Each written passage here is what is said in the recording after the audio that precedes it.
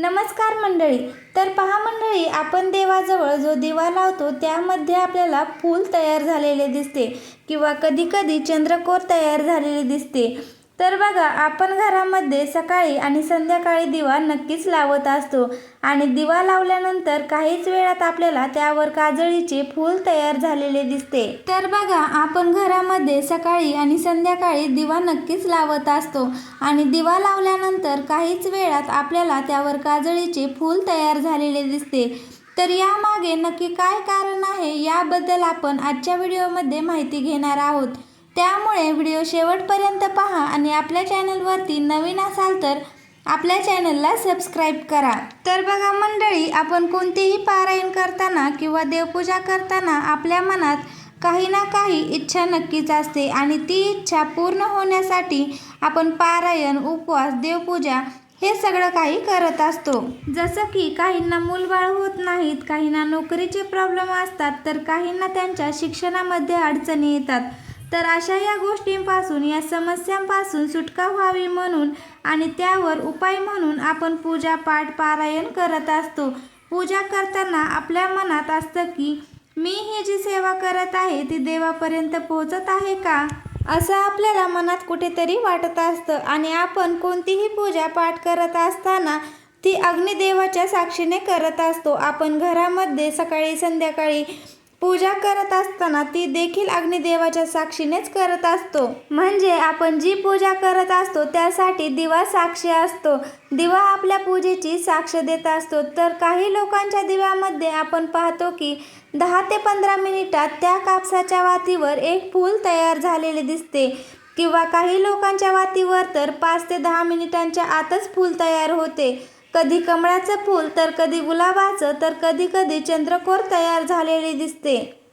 जे लोक मनापासून आणि श्रद्धेने पूजा पाठ करतात, मग ती पूजा 5 मिनिटांची असो, 10 मिनिटांची असो, नाहीतर 2 तासाची असो, पण श्रद्धेने आणि विश्वासाने केली तर ते फूल आपल्या पूजेचे फळ असते.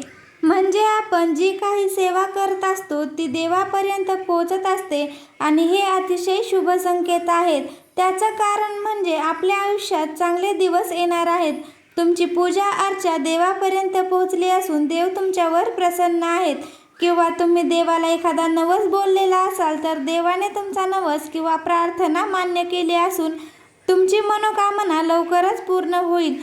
देव स्वतः तुम्हाला कोणत्या ना कोणत्या प्रकारे मदत करत आहे आणि तुमचा मार्ग सुखकारक करत आहे आणि आपल्या घरात सकारात्मक गोष्टी घडणार आहेत. हे यामागचे संकेत आहेत. आपण किती मनापासून सेवा करतो हे जास्त महत्त्वाचं असतं. कारण हे बघा, समजा एखादा व्यक्ती रोज पूजा करत असतो, घाईघाईमध्ये दिवा लावायचा म्हणून लावायचा, अगरबत्ती लावली, नमस्कार केला आणि गेलं, असं होत नाही. पण काही जण आठवड्यातून एकदा दोनदाच देवपूजा करतात, सोमवारी, मंगळवारी किंवा गुरुवारी, पण अगदी मनोभावे पूजा करतात. देवघर स्वच्छ करतात, देवाला स्नान घालून मनापासून पूजा करत असतील तर हे खूप महत्त्वाचं आहे.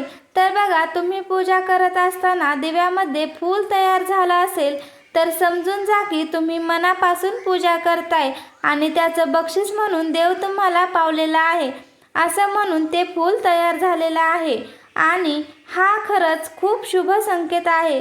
बऱ्याच लोकांना याचे अनुभव देखील आलेले असतील. तर आता बघा, त्या फुलाच्या काजळीचे काय करायचे. सर्वप्रथम त्या काजळीचा आदर करणं खूप महत्त्वाचे आहे. ती काजळी देवाच्या प्रसादासारखी मानली जाते.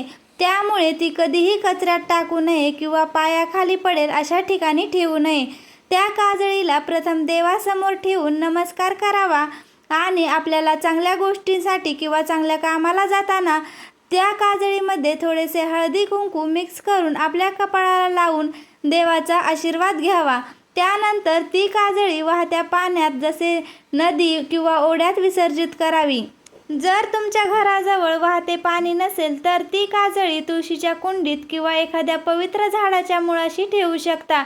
यामुळे त्या पवित्र वस्तूचा सन्मान राखला जातो. मंडळी, देवघर हे आपल्या घरातील सर्वात पवित्र स्थान असते. त्यामुळे तिथे घडणाऱ्या अशा गोष्टींना आपण श्रद्धा आणि आदराने पाहिले पाहिजे. देवावर विश्वास ठेवून मनाने पूजा केली तर देवाची कृपा नेहमी आपल्या कुटुंबावर राहते. जर तुमच्या देवघरातही कधी अशी फुलाची काजळी तयार झाली असेल तर घाबरू नका.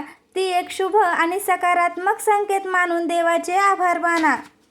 तर मंडळी, तुमच्याही देवघरातील दिव्यात असे फूल कधी तयार झाले आहे का? मला कमेंट्समध्ये नक्की सांगा.